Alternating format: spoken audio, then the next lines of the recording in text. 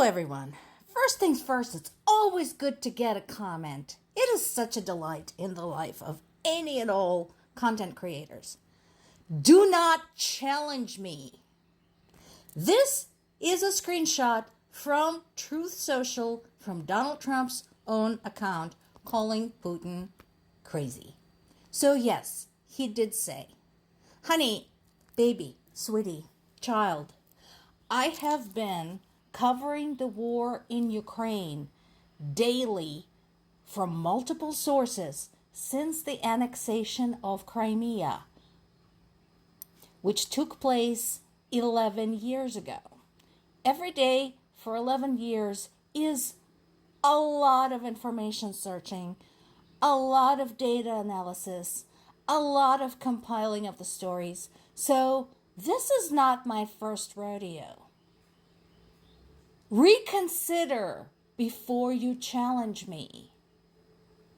I'm not Fox News.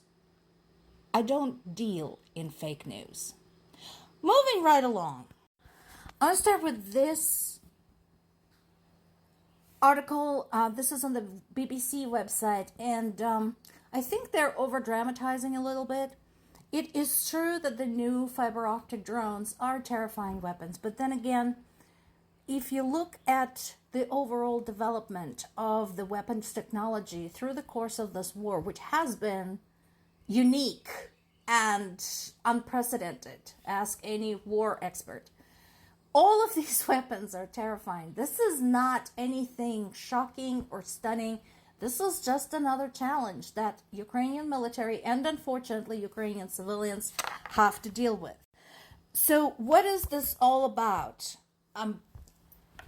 As you know, we've had a bunch of different drones develop, different types of drones develop, right? And so one of the things that Ukrainians were able to do is develop the frequency jamming to make the drones disoriented, to make them lose their signal. Now, the fiber optic drones are exactly that. They are literally connected to their source via a fiber optic cable. So you can put the source of the signal somewhere in, for example, close to the front line, right? And in the Russian controlled territory.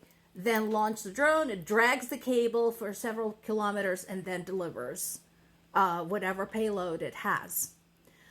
Now, yes, is it terrifying? Yes, because it can't be frequency jammed. But is it undefeatable?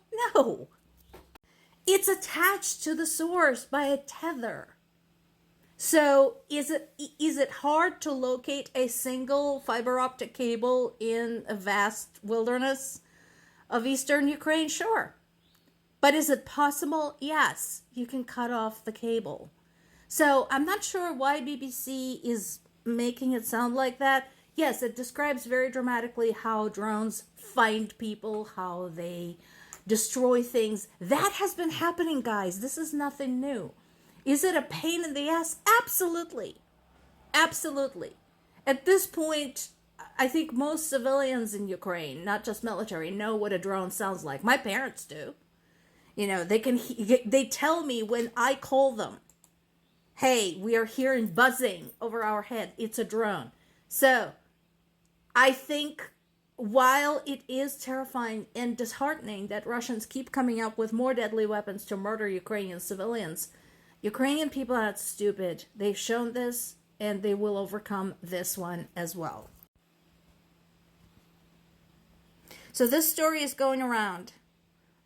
Trump gives Putin 2 weeks to do something. I don't know what he is expecting. This is not going to be effective. I can predict that. And I don't know why Trump still needs to find out whether Putin is stringing him along. No, he's not. He's not stringing him along. He's telling him to his face, bugger off. I'm not interested in ceasefire. Putin said it. His foreign minister, Lavrov, said it.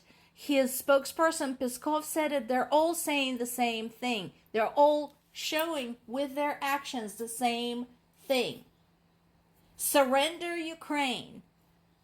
make Ukraine stop its application to NATO and probably to EU as well, although they haven't mentioned EU, that in fairness. That's what they want. So why do you still need to find out if they're tapping you along? They already told you what they want. And meanwhile, while all of that is going on, Russia had stepped up the attacks on Ukrainian civilians. This has been going 24/7 for like a week now. And again, Trump has accused Russia of bombing Ukrainians in the middle of negotiations. From Russia's standpoint, there was never any negotiations. There's nothing going on. They're just doing their whole war thing, terrorize civilians, hope they buckle. That's what's going on. Do you really think you're a factor in all of this? Now, this is something we touched upon yesterday. It's not like the idea of producing its own long-range weapons hadn't occurred to Ukraine. It had. And it's not a bad idea. And yes, absolutely, any help in the matter would be tremendously appreciated. Here is the problem, and this is something I mentioned yesterday. We are in a state of war. Okay? At this point, there's literally no safe place in Ukraine. The whole territory of Ukraine is being attacked by something. Missiles, glide bombs, drones, and more of the same. Over and over. In order to develop and then manufacture and then ship weapons, you have to build a facility. You have to put it together. You have to be able to create the logistics around it. You have to be able to create the infrastructure around it. So, considering that Russia would definitely target such a factory or factories and storehouses and shipping routes, because they are legitimate military targets, how do you propose to do this while the country is in a state of war? I'm not sure what the international conventions say. This is, if I have any experts out there, tell me. What they say, for example, if Ukraine said, okay, how about I rent some land in the bordering countries, in Poland, in Romania, or even farther away, although farther away makes it harder to bring them in, to build a factory and develop my own weapons.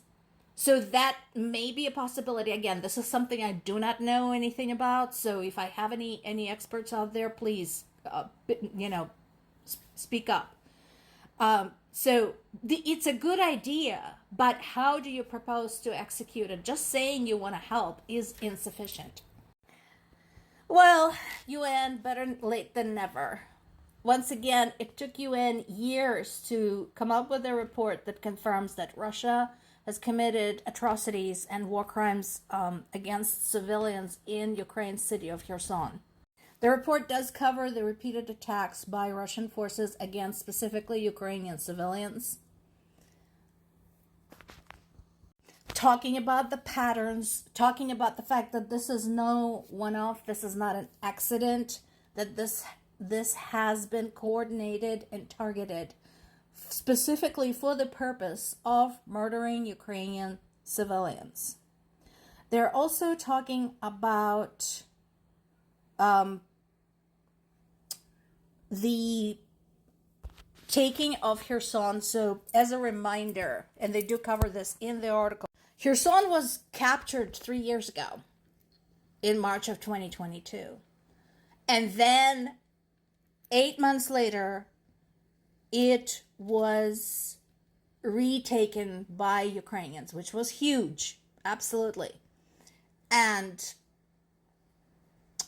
some of the journalists who got access to Kherson before Ukrainian government captured people's jubilation when they were celebrating liberation from Russians. They talked about the torture, they talked about the abuse, they talked about the oppression. So another day in an occupied territory. And that's a good example of what is in store if Russia is allowed to keep portions of Ukrainian territory. More to come.